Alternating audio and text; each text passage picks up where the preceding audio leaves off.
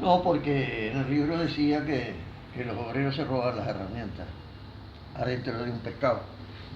Se robaban una llave francesa. Ajá. Y eso no podía ser nunca, porque las herramientas, yo que trabajaba con herramientas, las herramientas que yo trabajaba eran mías. Yo lo que usaba de la fábrica eran las máquinas. Una máquina no me la iba a llevar para casa, ¿no? Un taladro grande, yo no lo iba a llevar para mi casa, ¿cómo lo iba a sacar? En la cintura no lo iba a sacar a un taladro. Lo que se dice es que una de las razones por la que cerró la fábrica fue que los obreros se robaban las cosas. No, no, no. La fábrica se cerró por el interés que había de los frigoríficos de acá del sur. De acá fueron los del Nacional en el año 68, cuando se nacionalizó el Anglo, fueron para cerrarlo al Anglo. Pero el Anglo tenía una gente, tenía una plantilla de empleados que llevaban bien las cosas. El Anglo cerró sin deber un peso de impuestos, cuando los frigoríficos de acá del sur debían millones de dólares, ¿no? Por eso se cerró el Anglo. Si el Anglo podía estar trabajando. En el Anglo, el 10% de los que trabajaban en el Anglo no sabían leer ni escribir. En el año 80. Ponerle la firma. Año 80 estaba cerrado. Cerró el 79. Bueno, en el año 60, ponele. No, o 50. En el Anglo trabajaba el 10% de la gente que trabajaba no sabía ni leer ni escribir.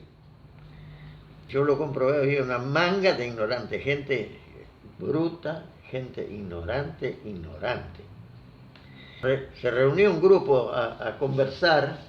A veces yo no podía entrar a conversación, porque hablaban cada cosa que yo no podía hablar, ¿no? Yo cuando estaba en la grasería tenía amistad con un inglés,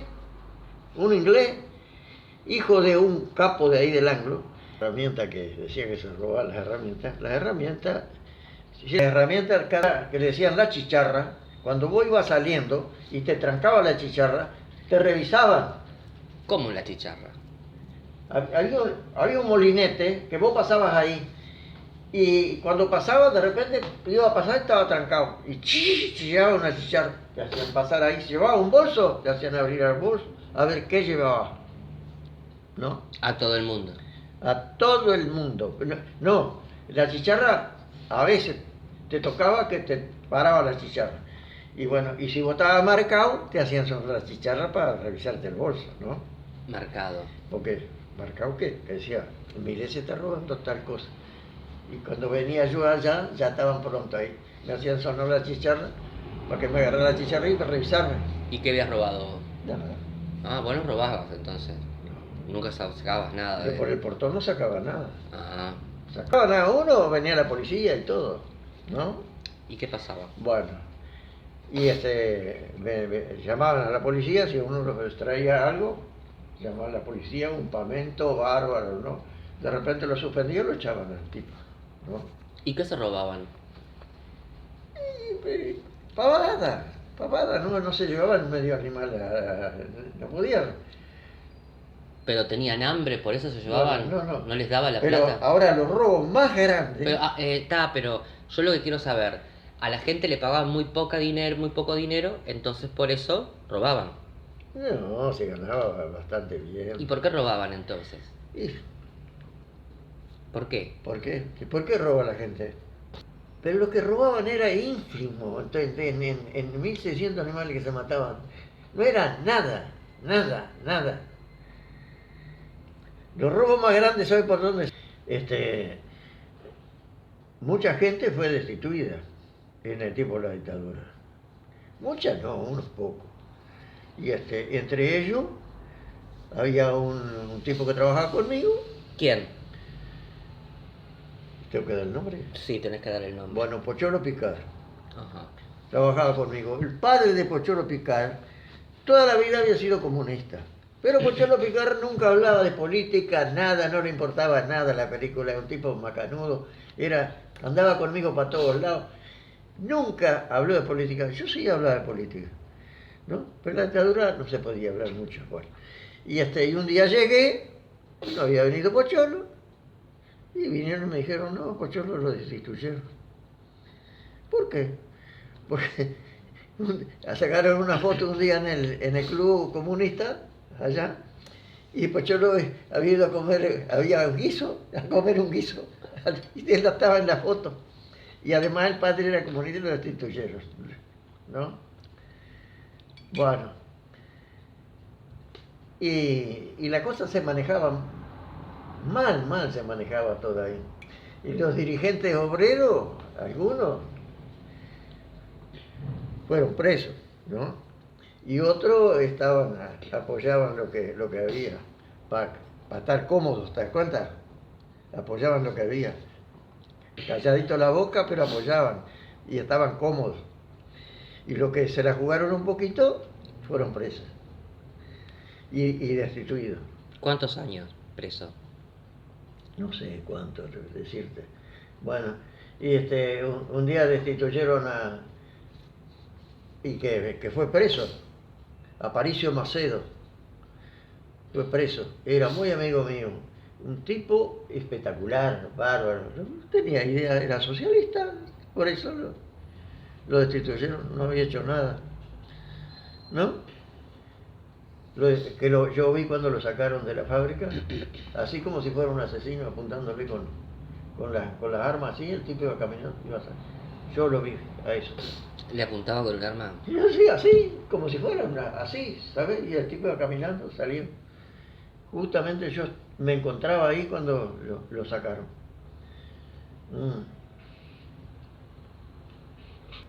Oscar Ruiz, que fue presidente del sindicato varias veces. Bueno, después, cuando estaba preso en libertad, Ruiz, allá, capataz mío, que era amigo de Ruiz, ¿no? Hicieron una coleta y le consiguieron guampas para trabajar donde estaban presos, ¿sabes? Todo eso.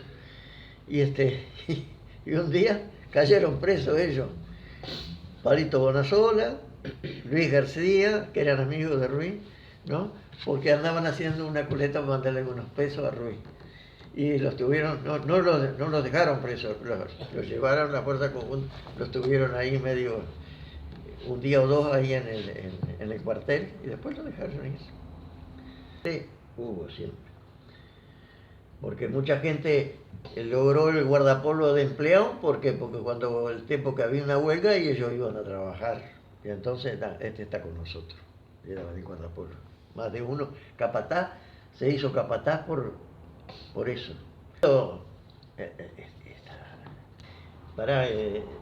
Estamos en yo qué sé.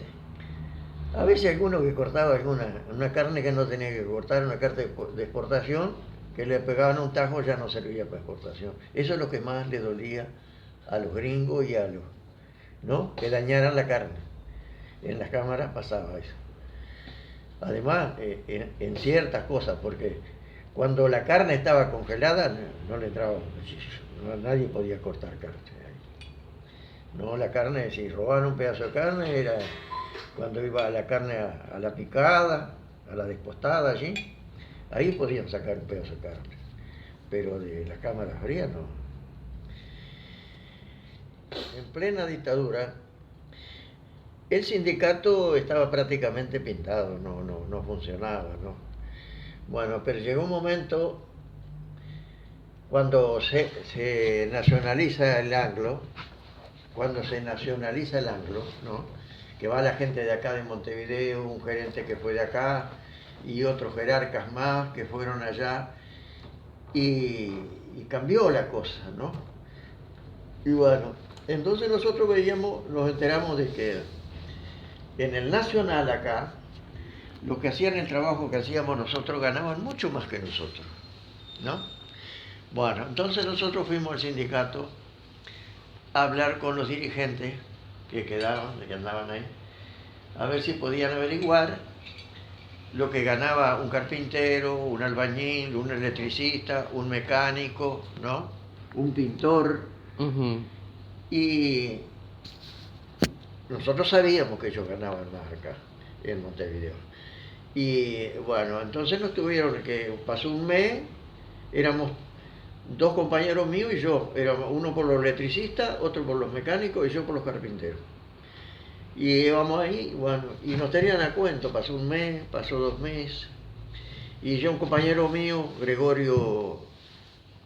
Daniel Gregorio, me decía siempre, ¿por qué no le damos a, a fulano, no me acuerdo el nombre ahora, que él anda en esto, dice, él no puede conseguir la planilla con todos los sueldos, con todo? Y yo nunca, no, le digo, es un loco suelto ese. Bueno, y tanto así que la última vez que fuimos, fue cuando yo me peleé con los sindicalistas, que le dije que todos iban a terminar de guardapolvo, la mitad terminó de guardapolvo, después, ¿no? De empleado. Bueno, y me fui, y los dejé a los dos compañeros míos, y le dije, perdóneme, yo con esta gente no hablo más, me voy, porque esta gente no va a hacer nada, esta gente está a favor de la fábrica, ¿no? Bueno, y me fui. Y entonces hablé con Gregorio y le digo, Gregorio, vamos a darle al que vos decís, pero no me acuerdo el apellido del tipo. Bueno, y le dimos todo anotado lo que tenía que conseguir. ¿Vos querés creer que a los 3 días, más o menos, 3 días, consiguió todo, los detalles, lo que le daban, los sueldos, que eran muchísimo más, y yo tenía un compañero que era el secretario del sindicato, trabajaba al lado mío, ¿no? Y entonces cuando, el que consiguió eso era Pío le decían, y entonces cuando apareció eso, yo estaba en licencia, cuando Pío lleva los cosos a la fábrica y se lo da a Gregorio. Y me llama Gregorio y me dice, mirá que Pío consiguió todo. Bueno, entonces los del sindicato decía que un tal Pía era el que había conseguido. No era Pío, ese loco que andaba vendiendo cosas de contrabando. Y bueno, y cuando yo volví a la fábrica, fuimos y se lo presentamos al gerente de turno que estaba, que era Veiga, que había ido de acá del Nacional, un tipo macanudo, era Veiga, nos atendió recontra bien y nos dijo que se iba a arreglar todo, nos dieron todo lo que, los aumentos que nos tenían que dar, que fue bastante, y que no iban a dar la ropa que decía, todo lo que decía el papel de lo que llegó de acá, nos dieron todo, ¿no? Y el secretario del sindicato que trabajaba conmigo, que parecía que estaba en contra, ¿no? Vuelta a vuelta discutíamos ahí en la carpintería. Y yo me acuerdo lo que él recibió por hora de aumento, lo que me aumentaron a mí no me acuerdo, pero lo que él recibió, que parecía que estaba en contra, 72 pesos la hora en aquella época recibió. Y bueno, y nos consiguió todo.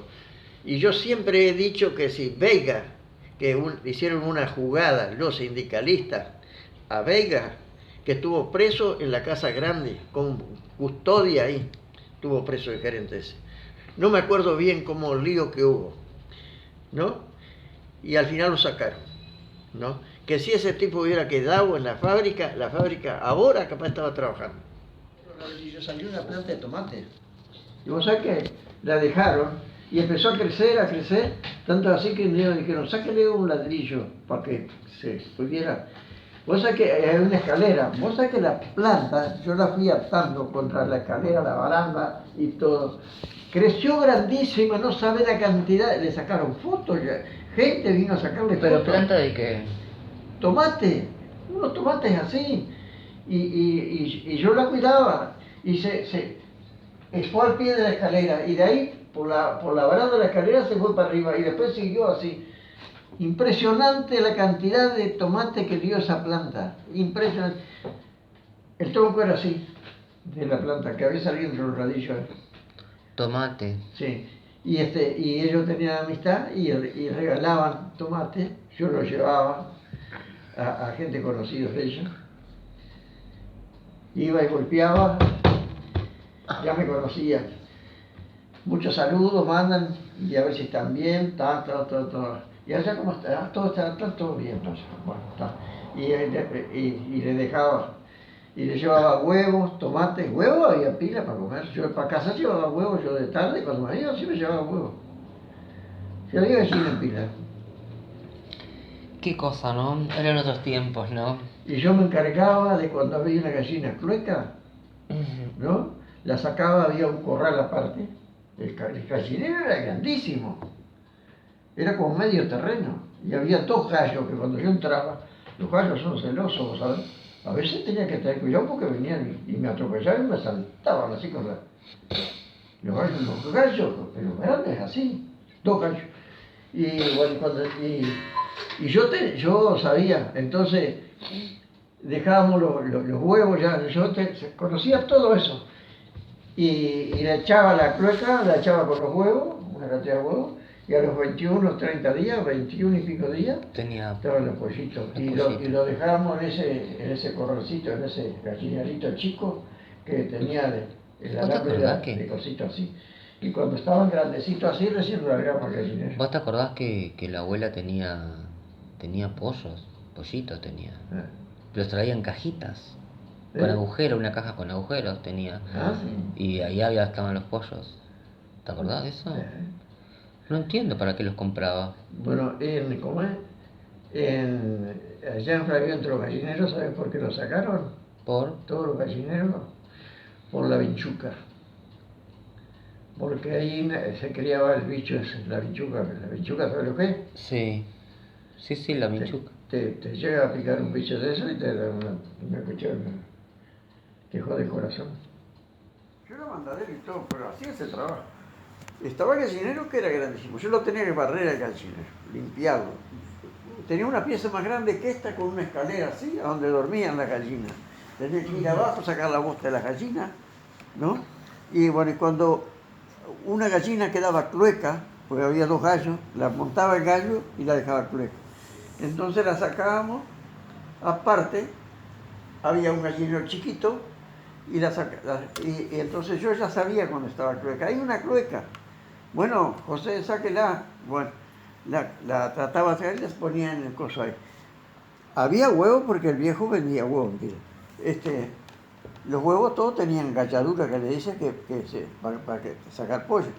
Bueno, le poníamos los huevos ahí, la clueca se echaba arriba de los huevos. A los 21 días demoraba. Empezaban a nacer los pollitos chiquitos. Los pollitos. Pero todo natural, no había nada de nada. Y entonces la gallina quedaba con los pollitos hasta que eran un poquito más grandes. Después se sacaba la gallina y los pollitos hasta que no eran así más o menos, no los tiraban al gallinero, los echaban al gallinero, porque si no los otros los atacaban, los peleaban. Pero cuando estaban grandecitos, había una puerta así, los largábamos al gallinero grande. Eso sí, yo lo hacía. Y que no le faltara agua a la gallina, y de comerse lo que le dábamos. Sobra y a frechillo con agua lo hacía, preparaba así y les daba de comer a las gallinas. Y donde ponían los huevos eran en cajones, unos cajones así, que eran de una bebida de ANCAP, no me acuerdo, de botellas de caña, y tenían en el piso, el cajón, tenía unas cosas que antes tenían las botellas como una paja, ¿nunca viste? Porque no se volvieron con otra, ese es el piso que tenía. Entonces, una vez a la semana yo tenía que sacar los cajones que era como 14, 15, sacarlos al sol cuando había sol, sacarle eso, limpiarlo y para que tomaran sol por pulgas y todas esas porquerías. Y después ponerlos de vuelta en la gallina, estaban todas así. Y estaba la escalera, una escalera. Ahí dormían los gallos, arriba así. Deber un peso a la expositiva. Cuando los frigoríficos de acá del sur debían millones de dólares. El Anglo, la administración que tenía el Anglo era perfecta. Siempre se pagaron los impuestos. El Anglo nunca debió un peso en expositivo. Y se cerró. No debiendo nada. ¿Quién? En el departamento Graserías, eso. Sí. Donde iba la grasa de segunda, no la de primera, la comestible. Y se refinaba grasa para hacer jabón y todas esas cosas. Se envasaba y se vendía para Montevideo, se exportaba a alguna parte. Y después de ahí trabajé en el óleo, que era también grasa, en el mismo edificio, arriba, donde se sacaba grasa comestible, donde se hacía la grasa comestible. Yo fui refinador en la grasería y en el óleo. Y en el óleo refinaba grasa comestible que era toda para exportación. Se mataban 1.600 animales por matanza, 1.600 animales. Había dos clases de matanza. Cuando se mataba frozen, venía vos no vas a entender, la riñonada, que es donde hay mucho sebo, mucha grasa, con el frozen. Y cuando era, ¿cómo era que se llamaba? Que iba para las carnicerías de Inglaterra, el frozen se congelaba. Ajá. Para exportarlo. Y no me sale, no, después me voy a acordar del nombre. Era para la carnicería de Londres. Esa carne no se congelaba, se enfriaba y venía un barco que se llamaba el Anglo 1, un barco especial, todo con frío, y la llevaba para Buenos Aires. De Buenos Aires iba para Inglaterra, para las carnicerías que tenía el Anglo en Inglaterra, en Londres. Uh-huh. ¿No? Bueno, por matanza, uh-huh, si se mataba frozen, uh-huh, que venía el cebo de la riñonada, mataban 1.600 animales y se sacaba aproximadamente 22.000 kilos de grasa. 1.600 animales. Sí, y se sacaban 22.000 kilos de grasa, que yo los refinaba a los 22.000 kilos. Yo los refinaba. Y al otro, yo entraba a veces a las 4 de la tarde y salía a las 5 de la mañana.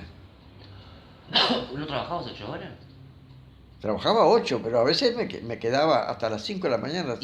A las 12 entraba, claro, entraba a las 4 de la tarde, salía a las 12 de la noche, pero como había mucha grasa, tenía que dejarla bien a la grasa, que al otro día la envasaban. Se envasaba en cascos de madera que llevaban más o menos aproximadamente 200 kilos de grasa. Se llenaban 22.000 kilos, se llenaban 100 cascos más o menos, 100, 101, a veces llegaba a 110. O avisa un poquito menos. Cuando se mataba pero no me sale el nombre todavía, la que iba para allá, entonces no venía la grasa de la riñonada, entonces se mermaba, se llenaban 80 cascos de 200 kilos, si no se llenaban 100, 100 y pico, ¿no? Y bueno, esa grasa se depositaba después se ponía en casco de madera, se depositaba en los galpones, y cuando cada 3 meses, imagínate qué cantidad había. Sí, sí, sí. Se exportaba, venía un barco y lo llevaba. Pero esa grasa estaba en frío, ¿no? para que no se pudriera, porque la grasa se pudre. No se podría. No se podría, no se echaba a perder porque estaba refinada, era grasa refinada. Podía pasar años y estaba buena. No se ponía blanca porque es distinto, te voy a explicar. Cuando antes la carnicería juntaban la grasa y después la derretían con fuego. Ajá. Al derretirla con fuego, le queman el aceite a la grasa, porque la grasa tiene aceite. Y cuando le queman el aceite, la grasa se rancia, se pudre, ¿no? Y bueno, y acá no, acá todo era por temperatura. Se le daba cierta temperatura, se refinaba sin que la grasa hirviera, sí. Entonces no se le quemaba el aceite. Cuando vos abrías un casco de eso, tenía aceite arriba, el aceite de la grasa. Eso la conservaba. Después allá harían todas esas porquerías que hacen ahora, para untar en el pan con esa grasa, porque es una grasa, vos sabés que vos la olías la grasa, cuando estaba caliente, la olía y tenía olor a miel. A miel tenía olor. Bien. Y la grasa estando refinándola, yo podía meter la mano así, no me quemaba. Y tenía 155 Fahrenheit tenía, que eso más o menos no alcanza 90 grados. Uh-huh. Como en la playa de Matanza, estaba en un piso arriba. Abajo de ese piso estaba la tripería, le llamaban, donde iban todos los cueros, los cueros iban a la curtiembre, que hubo curtiembre en un momento, y todo iba por decantación, ¿no? Bueno, sacaban los cueros, tiraban en Usando la gravedad, un decís caño, vos. iban para afuera ya, en un camión que estaba afuera. Usando la gravedad, decís Claro, vos, claro, todo hacia todo abajo. iba para- Entonces, ¿cómo empezaba todo? Entonces, bueno, entonces iba, se sacaba los rabos, Pero pará, el bicho. el bicho. Contame desde que mataban al Bueno, bicho. el bicho le pegaba un marronazo, lo Mm. mataban, en un cajón era que se abría así, caía. Ahí lo enganchaban de las patas, había guinches que lo levantaban, ahí lo cortaban todo ahí, Lo sacaban cortaban. el cuero, lo cuereaban, Ajá. lo cuereaban. No, todavía no. Iba todo por una noria así, que hacía así. Cuando empezaba la matanza, pegaban el primer animal, mataban a las 6 de la mañana, a las 6:20 iba saliendo las dos medias reses, ya terminadas, que pasaban por un túnel que tiene 75 metros de largo, así, ventilado, porque la carne sale caliente.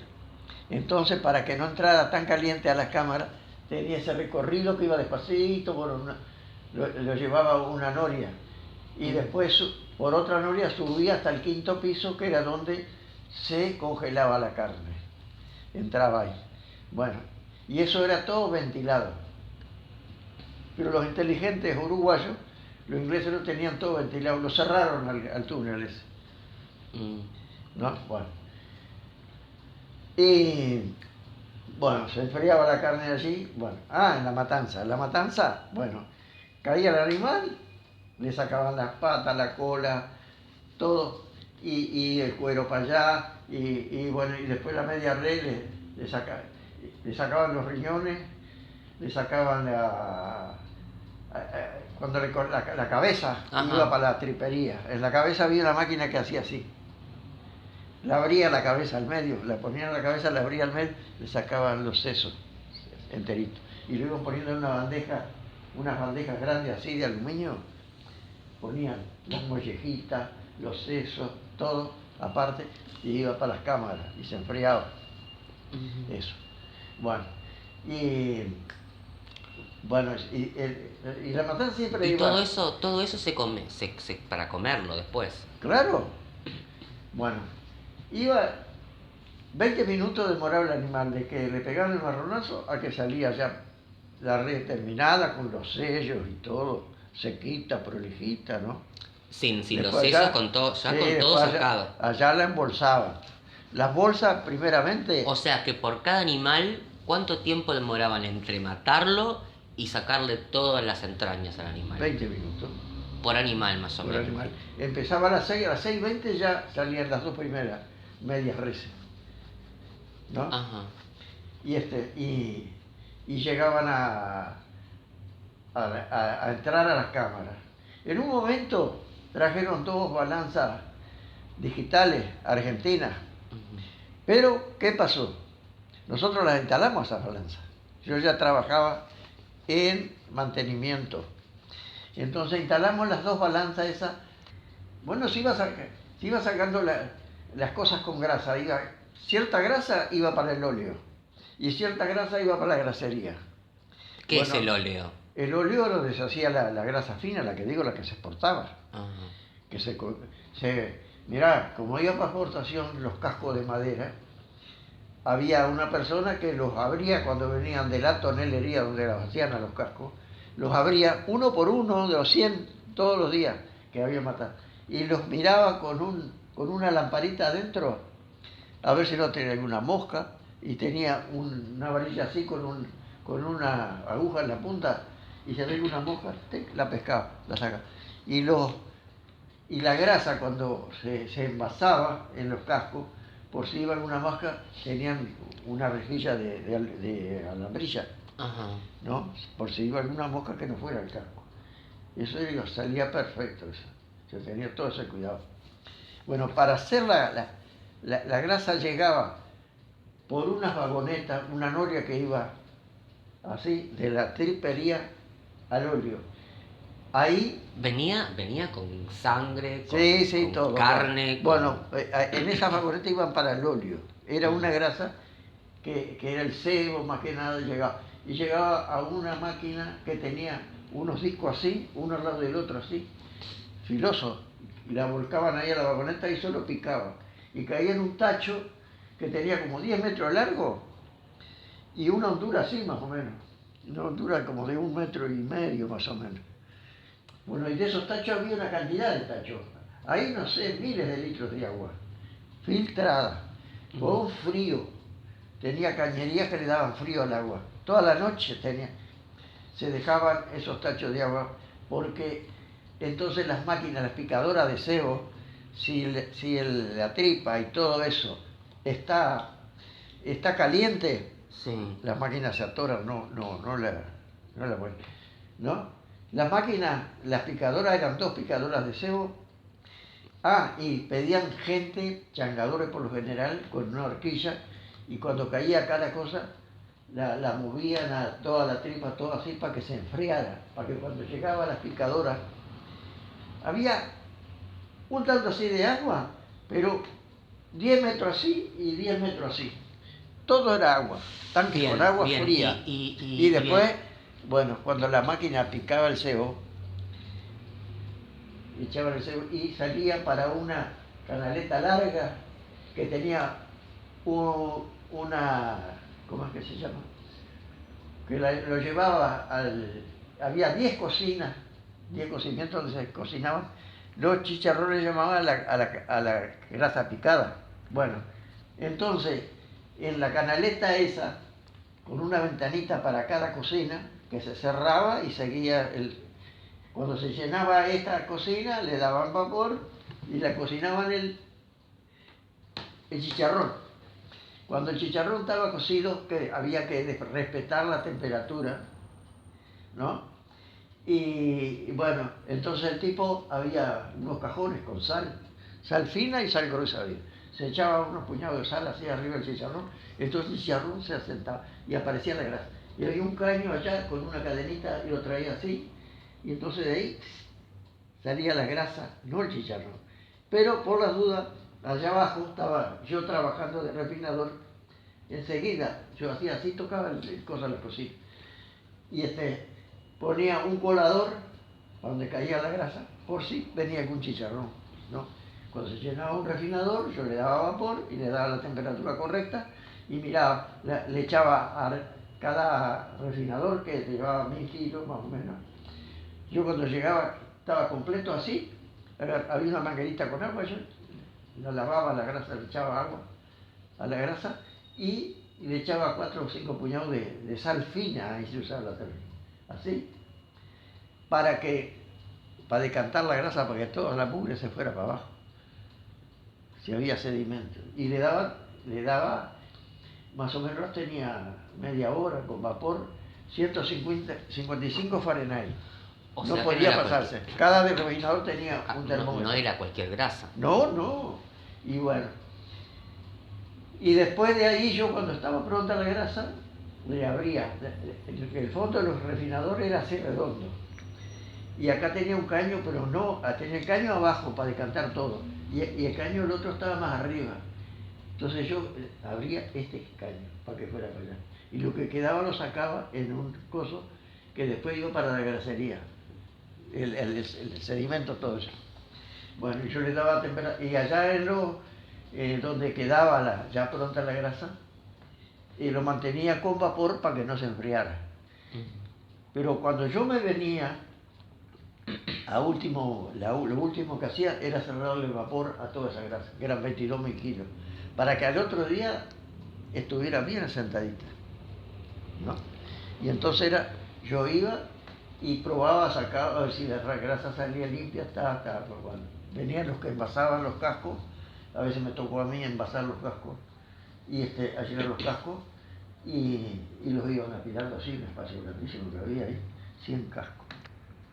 Bueno, la grasa después de envasada, se llevaba a los galpones, los cascos de 200 kilos, se llevaban a los galpones y se apilaban los cascos esos. Después había ha visto en el frigorífico la vía que va hasta allá arriba, hasta los galpones iba esa vía. Y bueno, después se llevaban para el muelle cuando venía el barco y se embarcaban, se exportaba esa grasa. Por eso había que tener mucho cuidado. Y ya llevaba mucho, en los cascos llevaban sello de la calidad de la grasa, ¿no? La acidez que tenía la grasa. Todos los resultados del laboratorio. Porque yo sacaba de mañana temprano, antes de empezar el envase, sacaba muestras de la grasa. Y se iba al laboratorio y el laboratorio daba el resultado. Entonces al casco se le ponía la fecha y la acidez que tenía. ¿Y eso se comercializaba en Uruguay? ¿O? No, se iba para el exterior. Toda esa grasa. Ese era un cebo. Decía primer hus, decía. ¿Y tenía algún uso en particular que vos supieras? No, lo que hacía en el exterior yo no sé. Bueno, y después había otra grasa que se hacía también ahí, que era el desgrase de los animales cuando se sacaban de las cámaras frías, elegían la carne para hacer la conserva y la traían, había un corredor grande así y ahí la dejaban que se ablandara para el otro día sacar la carne y dejar los huesos y la carne iba entonces iba gente a desgrasar esa carne porque para que no fuera la grasa, que fuera carne, y se desgrasaban y esa grasa venía para el óleo y esa era una grasa muy fina y esa se envasaba y se llevaba a los galpones. Entonces cuando no había matanza, se preparaba una grasa, se hacía una mezcla de grasa, ¿no? Incluso a veces se mataban capones. La grasa de capones es duraza, fría, y se mezclaban las grasas. Entonces, yo ahora sí lo voy a hacer, no lo puedo hacer, pero yo iba al galpón con un cuaderno y tenía todo anotado la acidez que tenían las grasas que estaban envasadas ahí en esos cascos. Entonces había 10 cascos con 20% de acidez, que no se puede, es hasta 15% de acidez. Por 20 no. Entonces, bueno, pero había cascos que tenían 8% de acidez. Entonces hacíamos la cuenta. Con el negro graso lo hacíamos eso. Hacíamos la cuenta. Llevamos tanto que tienen 20 acidez, tanto que tienen 10. Entonces hacíamos la cuenta que lográbamos una grasa que tenía 12 o 13 de acidez, por cierto, ¿no? Y se hacía el envase. El envase se envasaban 1200 latas de 20 kilos. De grasa. De grasa, comestible. Esa era grasa comestible. Para cocinar. Sí, una grasa que nunca se ponía dura. A veces estaba en un casco y yo metía la mano, hasta acá en la grasa metía la mano, hasta acá, así era blandita la grasa.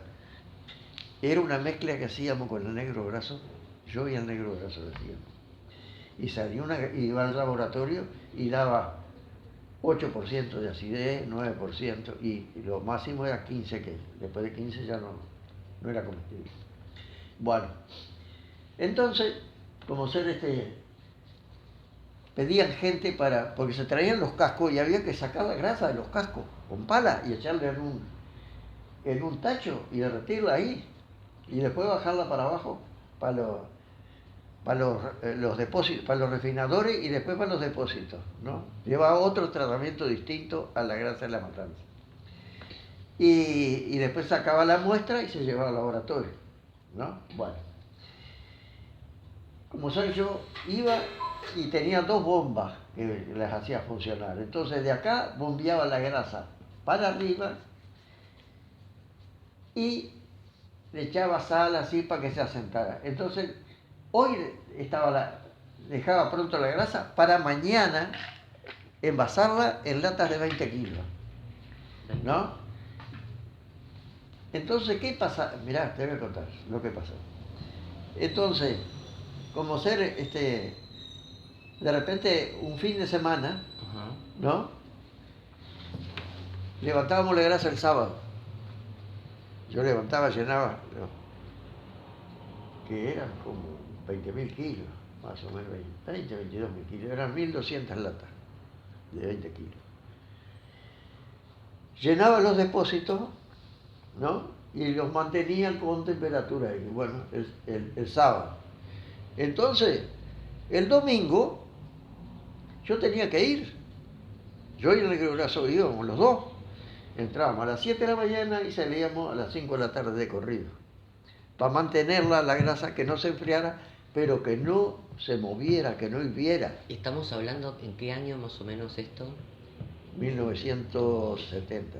Por ahí. No, antes, 1960 y pico. 65 para bueno, atrás. 60. Entonces, el gerente de turno se había fijado que nosotros hacíamos 2 jornales de 10 horas cada uno los domingos. Nos tenían que pagar doble. Uh-huh. El gerente, entonces, un día lo llamó al negro. El negro era como un encargado. Lo llamó al Negro Graso. El gerente de turno decía que el refinador, que era yo, estaba pasado de vivo porque arreglaba las cosas para poder trabajar el domingo, ¿no? Le dijo al Negro Graso. Uh-huh. A Graso lo nombra. Bueno. Y entonces Graso le dijo, no. Dice, no. El domingo tenemos que ir porque... Sí, dice, pero eso lo podría hacer un sereno. No, el sereno está para vigilar, no para... ¿No?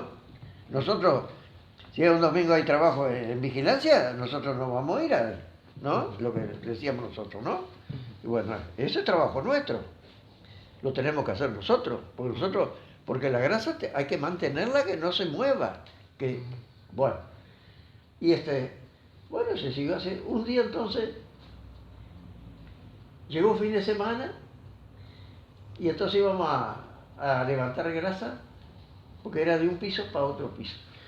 Íbamos a levantar la grasa, y entonces tenemos que venir el domingo. Entonces el gerente dice, no levantes nada. El lunes que Milesi venga a las 4 de la mañana, ¿no?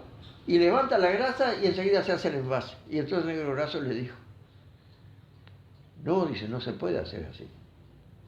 ¿Cómo que no? ¿Por qué? Y no se le explicó, no se puede. No va a salir bien la grasa, ¿no? La grasa tiene que descansar, tiene que tener sus horas de descanso. ¿Para qué? Porque cuando se terminaba el envase, o sea que los tachos, los depósitos, eran así, en vez de, decíamos nosotros, así, ¿no? Así. Entonces la grasa iba saliendo y en la pared del tacho así iba quedando la mugre, porque estaba asentada, ¿no? Bueno. Y bueno, y se hizo como 2 o 3 envases, se hicieron así, ¿no? Entonces la grasa, cuando llenaban la lata de 20 kilos, que era cuadrada como esto así, y alta así, se llenaba, se soldaba acá la tapita y se daba vuelta. En una mesa lo hacían, que era de chapa, entonces la hacían así correr y había uno que la limpiaban, a todos limpiándola a la lata, ¿no? Por si estaba sucia. Y uno que la cargaba en un carrito, que era como la mesa del carrito así, cargaba 2 pilas. Y se ponía a dar la vuelta con la tapa para abajo, ¿no? Bueno, el que compraba esa grasa era una firma de Salto, salteña, que yo no sé, la vendería para Brasil. Cuando vino el camión de Barbieri y Legire, era la firma esa que llevaba la grasa, se llevaron 2 o 3 viajes de esa grasa.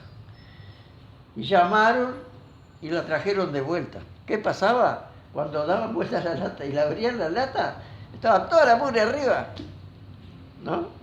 Y ese trabajo se perdió, culpa de ese señor gerente que había, que hizo hacer eso. Y se perdió ese trabajo, lo perdí. Porque después no había que la comprar. No era tan sucio. Lo que hacía un calor, había y a veces llegaba a 60 grados, ahí donde trabajaba yo. Trabajaba en una plataforma arriba, así, y yo hacía así, tocaba el fondo de la cocina donde estaban cocinando. Tenía calor acá y calor acá, todo así. Imagínate. Bueno, yo entré a trabajar en el frigorífico el 30 de marzo de 1950. como ya conté, entré a trabajar en la grasería, ¿no? Bueno, yo iba de mi casa, cuando recién entré, iba caminando. Y estaba a 3 kilómetros de la fábrica. 3 kilómetros exactos. Bueno, al mes de haber empezado a trabajar, compré una bicicleta. Entonces iba en bicicleta. Bueno, había varios galpones para dejar las bicicletas. Llegó a haber casi 2000 bicicletas. Cuando a las 11, cuando salía la gente, era un pelotón de bicicletas, varios pelotones de bicicleta, impresionante. Porque se trabajaba de 7 a 11 y de 1 a 5, que se llamaba de pito a pito. Porque el pito tocaba a las 6, a las 7, a las 11, a la 1 y a las 5. Cuando había incendio, que yo estuve en 2 incendios que hubo ahí en la fábrica, tocaba 2 pitadas. Cuando se acababa el incendio, tocaba 4. Cuando se quedaba todo normal. Bueno, después fui en bicicleta. Bueno, iba en bicicleta y muchos iban en bicicleta, muchos de a pie todavía. Y bueno, después compré una moto, iba en moto. Bueno, anduve tiempo en moto. Después iba en auto, ¿no? Llegué a ir en auto. Y eran muy pocos, algún empleado iba en auto. Yo iba en auto. Bueno, en 1970, fue cuando pasó a manos del Estado el frigorífico, llegaron la gente de Montevideo, que para mí venían con intenciones de cerrarlo.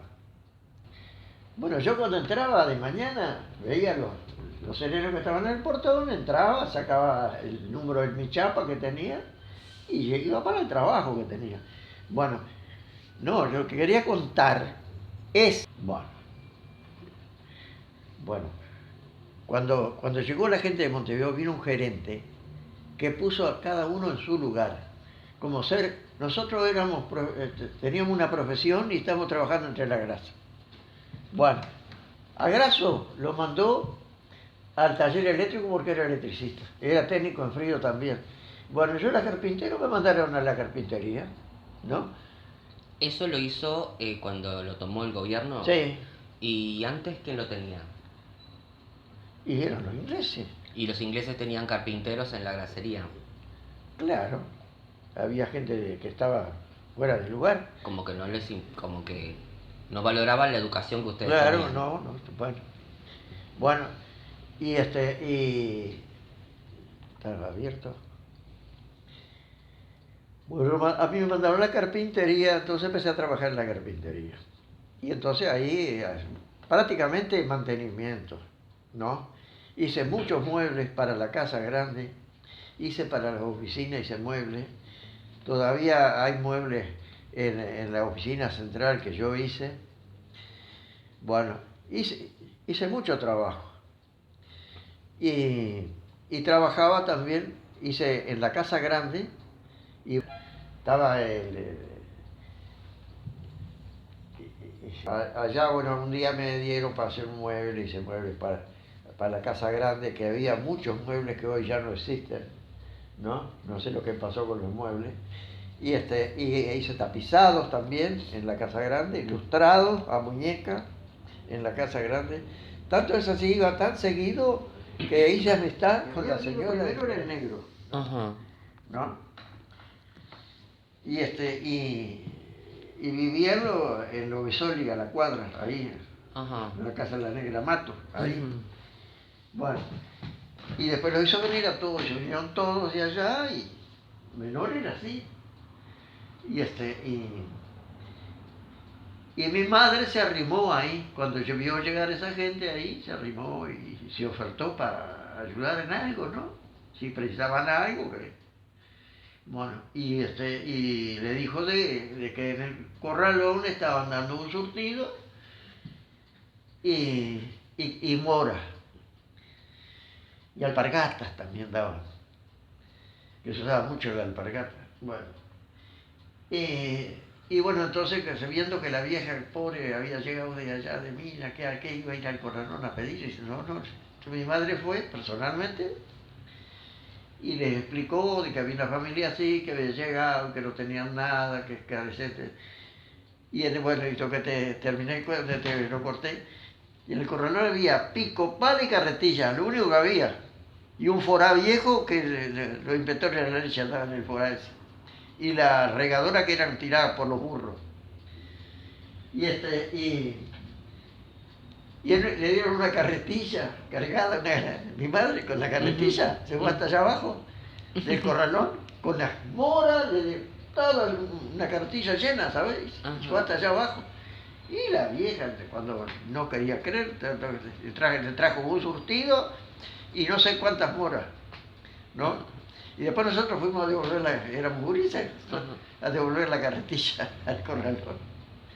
Y de ahí se hizo una amistad bárbara, ¿te das cuenta? Propuesto prácticamente, no traía muchas cosas. Y que ya no estaban malas, ya el negro le dijo que se venían para acá. Y entonces a trabajar al año. ¿De minas eran? Sí. Pero no del pueblo, eran de afuera, de minas. Pura piedra, dice ahí. Que la amistad que tenían con la negra Mato, porque la madre de la negra Mato fue de maestra ahí, a ese lugar ahí en Minas. Y ahí fue que hicieron la amistad. El negro trabajaba allá en el Anglo, después entró el nene, que era el Rubén, y después el nene era, y después el Charo y después Menor. Y entraron a trabajar en el Anglo. Bueno, y en un momento el Rubén entró de peón. Y el Rubén llegó a jefe de más de una sesión. Después el negocio lo armó Menor. Y ahora el almacén Valentina. Y el nene graso, que es donde la chacra que tenía el nene ahora la tiene el gordo. El nene graso, en un momento, en aquel tiempo eran muy delicados los ingleses. Lo echaron. Lo echaron porque agarraron comiendo no sé qué a uno y el testigo que tenían era el nene, y el nene no le quiso, dijo que no había visto nada. No, yo no vi nada. Y había visto, ¿sabes? Y lo echaron por eso. ¿Te das cuenta? Y bueno, y después el nene, donde está el colegio Laurelia, vivía el viejo Jeff, que era el gerente de ganadería. Lo hizo entrar de vuelta al año. De repente sienten unas explosiones y ¡ping! La bala pasaban las chapas. Y se bajaron de los caballos, se tiraron al suelo.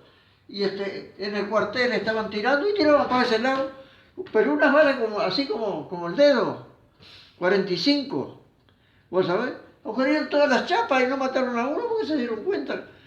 Se bajaron de los caballos, los arriba de los caballos están regalados.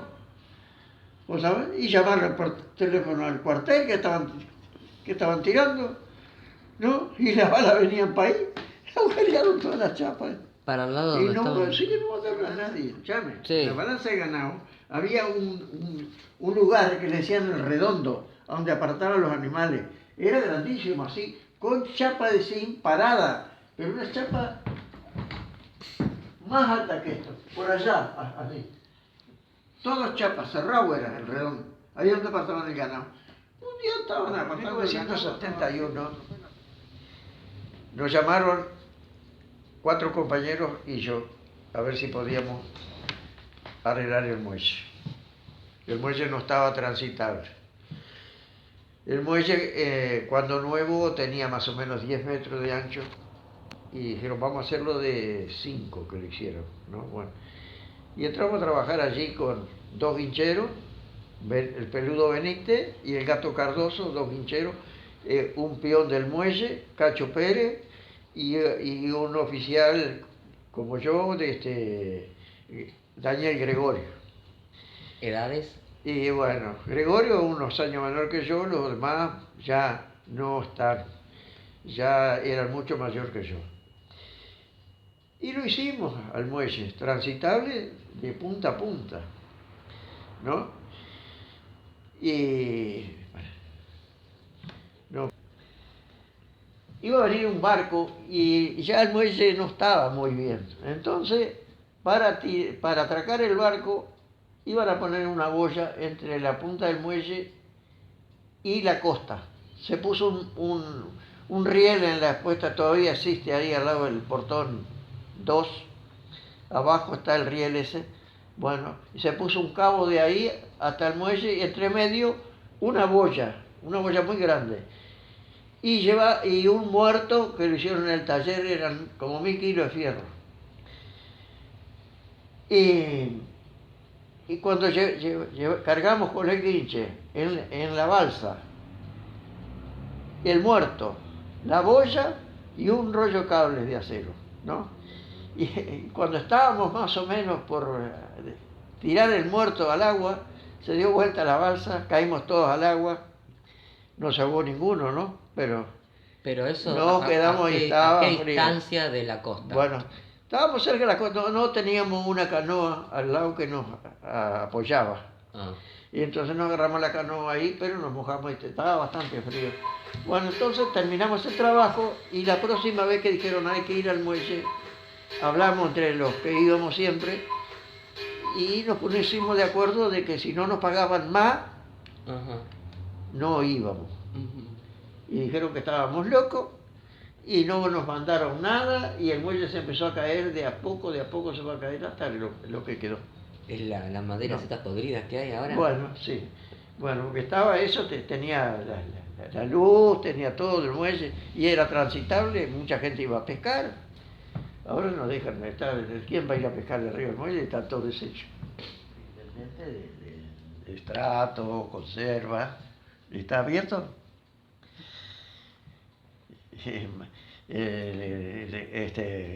Con Mafalda, el inglés era, no me sale la palabra, más de una sesión, entre ellas era la conserva y el estrato. Y bueno, yo tenía un amigo que trabajaba ahí, era capataz en la de Postada, y entonces tenía contacto con Mafalda, ¿no? Que también era superintendente de esa parte, y a veces sentaba.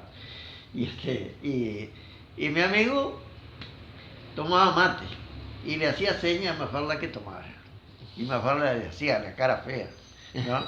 Bueno, entonces un día, le dice que le dé un mate. Tomó un mate. Y ¿Mafalda? lo tomó, sí, Mafalda, bueno. Tomó el mate y hizo una cara como... Bueno, resulta que al otro día le hace seña con el mate, que tomaba mate ahí, y vino y tomó otro mate. Y después le pidió que tomara otro más. Bueno, a veces había mucho trabajo y mi amigo que era capataz ahí, tenía que atender allí y no podía empezar el mate. Llegó Mafalda y le hacía seña ahí y el mate ya se había viciado.